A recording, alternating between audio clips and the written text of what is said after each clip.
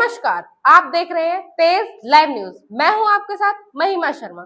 शुरुआत करते हैं आज की बड़ी खबरों से। के नौजवानों को क्या संदेश देना चाहिए आप नौजवानों के लिए? आपका एजेंडा क्या, आपका रोड मैप? देखिए, हमारा रोड मैप बहुत सिंपल है। हम युवाओं का संगठन खड़ा कर रहे हैं, युवाओं को एकत्र कर रहे हैं और युवाओं को जोड़कर युवाओं की आवाज़ बनने की बात कर रहे हैं। क्या वो एक राजनीतिक दल है? क्या उसको अपना खुद का नेता चुनने का अधिकार है? सर 2027 का चुनाव सर पर है। राजनीतिक मुद्दे बहुत होते हैं, जिस तरह भी आपने कहा कि जो है युवाओं का लेके चलता हो कि अब 2027 का चुनाव सर पर है। अब युवाओं की इतनी देर बाद क्यों याद आई सर? देखिए, मुझे युवाओं की याद इतनी देर बाद नहीं है। मैंने प्रेस कॉन्फ्रेंस बहुत देर बाद करी।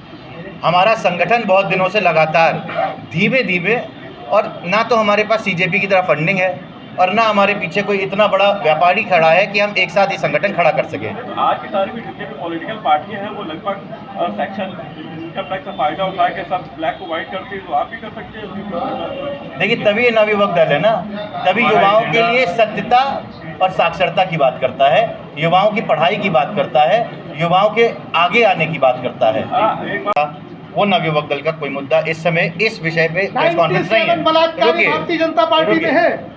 ईश्वर करे उन सबको फांसी की सजा हो। अब सुनिए, अरे तो अब वो उनका उद्देश्य है ना। आप नवयुवक दल से जुड़ा हुआ जो सवाल करना चाहते हो, एजेंडा हट गया, बिगड़ गया, ट्रैक से आप अलग हो गए। नहीं, आप नवयुवक दल के एजेंडा पे बात करने के लिए आए थे।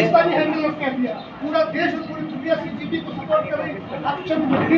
आगे बढ़ने की कोशिश करें, कैसे देखते हैं, क्या करना चाहेंगे? अपना नाम बता दीजिए। देखिए, मेरा नाम भरत कात्यायन है, मैं राष्ट्रीय अध्यक्ष नवयुवक दल हूँ और आप इस नाम से समझ सकते हैं कि ये युवाओं का संगठन है, ये युवाओं की पॉलिटिकल पार्टी है। आज तक इस देश में हर एक पॉलिटिकल पार्टी किसी ना किसी पर्सनल एजेंडा से सामने आई है। नवयुवक दल सिर्फ एक एजेंडा से सामने आई है कि भारत के युवाओं को अपनी आवाज़ रखने के लिए किसी और संगठन की ज़रूरत ना पड़े, वो अपनी आवाज़ खुद बने और बंटने के बजाय एकजुट होकर अपना नेता खुद चुने। बहुत अहम बात ये है कि कहीं ना कहीं नौजवान जो है बेबस हो चुका है, कभी नौकरी के नाम पे, कभी किसी के नाम से ठगा जा रहा है। तो कई पार्टियां बनाई जाती हैं, सब लोग जुड़ते हैं कि नौजवानों को जोड़ा जाए, मगर जब पार्टियां जब बन जाती हैं, उनको सीटों बैठ जाते हैं तो फिर भूल जाते हैं किसान को भी और नौजवानों को भी। कैसे देखते हैं सर? देखिए, किसानों की और नौजवानों की स्थिति लगभग एक जैसी है। दोनों इस बात को अच्छी तरह जानते हैं कि उनको इस प्रदेश, इस देश की सत्ता से कुछ ना कुछ तो ऐसा चाहिए कि उनका भला हो सके। वो उसी उद्देश्य के साथ लोगों से जुड़ते हैं और जब वो अपना पूरा सर्वस्व उनको समर्पित कर देते हैं तो अंतिम उनके पास सिर्फ एक चीज़ बचती है, पार्टी का झंडा। वो पार्टी का झंडा लेकर घर चले जाते हैं और उनके पास और कुछ नहीं बचता। ये एक लौता ऐसा दल है जो युवाओं के लिए बना है। ये किसी बड़ी पार्टी का एक अंग नहीं है कि तुम किसी बड़ी पार्टी के एक यूथ विंग के एक लीडर हो और तुम्हारा काम भीड़ इकट्ठा करना है। जिस तरह आपने अभी अपने आप को बताया किसी भारतीय जनता पार्टी को लेकर, जिस तरह आपने कटाक्ष किए, जो बातें कही, उनको ऐसा लग रहा है कि आप भारतीय जनता पार्टी का एबीवीपी के कोई अंग है, जिस तरह से आप इसको काम कर रहे हैं। देखिए, यही दुर्भाग्य है हमारे देश का कि जब कोई किसी भी विषय पे बात करने आता है तो राजनीतिक विचारधारा को उससे जोड़कर देखा जाता है। नवयुवक दल आज से नहीं, कई वर्षों से लगातार युवाओं की आवाज़ बन के लोगों के सामने आता रहा है। भारतीय जनता पार्टी एक अच्छी पार्टी है, एक हिंदू विचारधारा वाली पार्टी है। मैं इन सब बातों का बहुत सम्मान करता हूँ, पर मैं भारतीय जनता पार्टी के शीर्ष नेतृत्व से ये पूछूंगा कि आपने अपने युवाओं के लिए क्या किया है। मैं आपसे ये पूछूंगा कि आप जब कहते हैं बड़ी ज़ोर शोर से कि मैंने 9 लाख लोगों को जॉब दी, तो जिस देश की, और उसके ऊपर अगर हम सिर्फ प्रदेश की बात करें, जिस प्रदेश में 54% युवा रहता है, उसमें क्या 9 लाख जॉब पर्याप्त होगी? हमारे देश के युवाओं के लिए एक प्रॉपर जॉब एनालिसिस और लोगों को जॉब कैसे मिले, इसके लिए अभी तक कोई पोर्टल नहीं है। पढ़ाई करने के बाद सबसे अहम बात ये है कि जॉब उन्हें दी है, आउटसोर्सिंग को दी है, पार्टियों को दी है, कंपनियों को दी है। आखिर में ये होता है जब 2 से या 3 महीने काम हो जाता है तो वही युवा जो है धरने के स्थल पे आ जाते हैं, या फिर जो विधानसभा के सामने युवाओं को नौकरी तो दी है, आउटसोर्सिंग भी दे दी, कंपनियों को दे दी और सब जगहों पे दे दी। उसके बाद जो है उनको सैलरी नहीं मिलती है। यही विधानसभा होता है, ये धरना होता है, धरने पे आके बैठ जाते हैं कि हमको 3 महीने हो गए सैलरी नहीं मिली। ऐसी नौकरी से क्या फ़ायदा? देखिए, ये जो अभी आपने बात कही ये बड़ी उचित थी। हमारे देश में लेबर डिपार्टमेंट ये कहता है कि उत्तर प्रदेश के किसी भी व्यक्ति को जो ग्रेजुएट है उसको 15,000 से कम नहीं सैलरी होनी चाहिए। इसी प्रदेश के अंदर नियम ये कहता है जो 12वीं तक पढ़ा है उसकी 11,000 रुपये से कम तनख्वाह नहीं होनी चाहिए। ESI PF का एक प्रावधान है। और आप आज जिस लखनऊ में है, अगर हर एक कंपनी के ऑडिट करेंगे तो आज किसी किराना दुकान में काम करने वाले लड़के का ना ESI है ना PF है।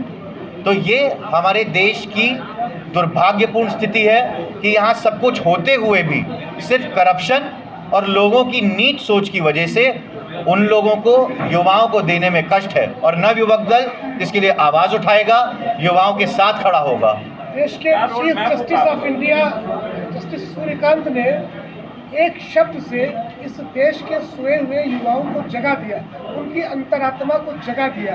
रातों रात सोशल मीडिया पर CJP का जन्म हुआ, पूरी दुनिया में उसने तमाम लोगों को, देश दुनिया की सबसे बड़ी पार्टी BJP को भी पीछे छोड़ दिया पैन कानून में। और 6 जून को कॉकरोच जनता पार्टी का जो एक प्रदर्शन जंतर मंतर पे शुरू हुआ, एक ऐसी सेंसेशन जिसने पूरी दुनिया और पूरे देश के लोगों को अपनी तरफ आकर्षित किया और उस सरकार को घुटनों पर ला खड़ा किया, जिसके रक्षा मंत्री ये कहते थे हमारे यहाँ इस्तीफे नहीं होते। आप क्या कहेंगे, कॉकरोच जनता पार्टी ने क्या इस देश के सोए हुए लोगों को जगाया कि नहीं? मैं आपसे ये बात बहुत स्पष्ट रूप से कह दूं, अगर आप सोशल मीडिया की बात कर रहे हैं तो सोशल मीडिया पे उनके फॉलोअर्स में से 90% पाकिस्तानी फॉलोअर्स हैं। ये फिर आप कैसे, रुकिए। How can you say Pakistani followers, how can you say Bangladeshi followers, सुनिए, how can you identify that they are the Pakistani follower, that they are the Bangladeshi follower? You are going, you are running on the back of the BJP।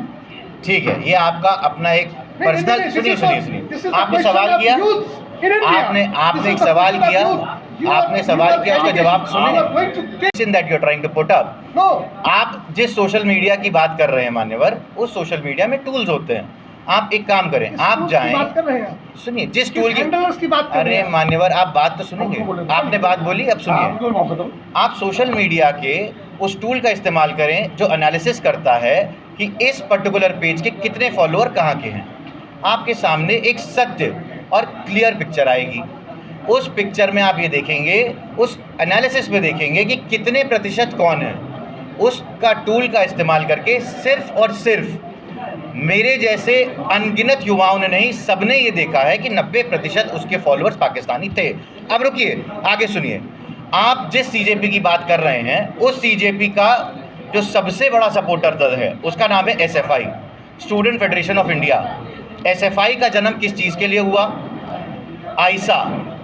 आइसा के अलावा SFIA, ये सब organisation left द्वारा चलाई जाती हैं। और चलाए जाने के अलावा इन सब का एक ही उद्देश्य होता है कि हम शर्मिंदा, क्या अफजल, हम शर्मिंदा हैं, तेरे कातिल जिंदा हैं। क्या आपको लगता है कि CJP ने ऐसे लोगों को आगे बढ़ाया है जो इस विचारधारा को सपोर्ट करते हैं, या आपको ये लगता है कि देश का युवा जो वहाँ जंतर मंतर पे था, मुझे नहीं पता आप में से कितने वहाँ गए, मैं वहाँ पे था, मैंने वहाँ हर एक चीज़ को, जब आप अगर मेरी दिल्ली की प्रेस कॉन्फ्रेंस उठा के देखेंगे तो मैं दिल्ली के प्रेस, मीडिया और हर जगह खड़े होकर चिल्ला के कह रहा था, अगर इस देश के अंदर लेफ्टिस्ट विचारधारा का इतना उद्भव हो गया तो आने वाले वक्त में राइट, सेंटर और डेमोक्रेटिक अलायंस खत्म हो जाएगी। हैंडलर्स की आप बात